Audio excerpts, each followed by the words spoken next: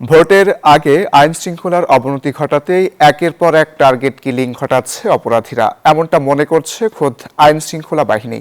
গোলাগুলির ঘটনায় সম্ভাব্য প্রার্থীদের মধ্যে বাড়ছে উদ্বেগ। তবে পুলিশ বলছে নির্বাচনের আগে দেশের আইন শৃঙ্খলা পরিস্থিতি নিয়ন্ত্রণে আনা সম্ভব। রাজু আহমেদের রিপোর্ট। নির্বাচনী তফসিল তথা নির্বাচন সংক্রান্ত সময়সূচি ঘোষণা করছে।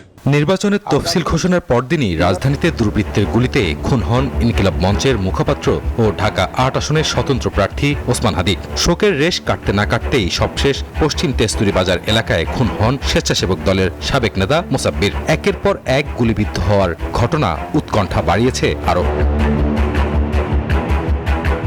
আগ্নেয়াস্ত্র ব্যবহার করে একের পর এক গোলাগুলির ঘটনা ঘটছে কয়েক মাস ধরে।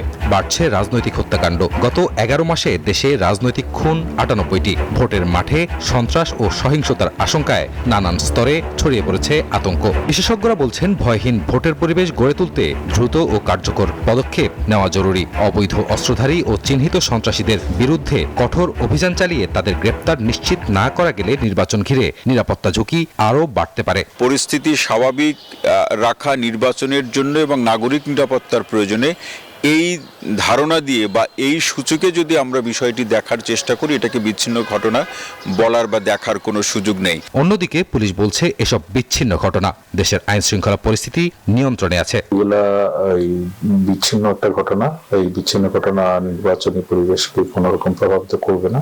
একের পর এক হত্যাকাণ্ডের পেছনে নির্বাচন নয়, রাজনৈতিক রেশারেশিও দেখছে আইন শৃঙ্খলা বাহিনী। মানুষকে এই বার্তা আমরা দিতে পারি যে নির্বাচনের জন্য যা যা প্রয়োজন পুলিশের পক্ষ থেকে সেটাই করা হচ্ছে। অপরাধী যে দলেরই হোক না কেন, নির্বাচনের আগে আইনের আওতায় এনে তাদের শাস্তি নিশ্চিত করা গেলে কাটবে সকল আতঙ্ক, এমনটাই বলছেন বিশেষজ্ঞরা।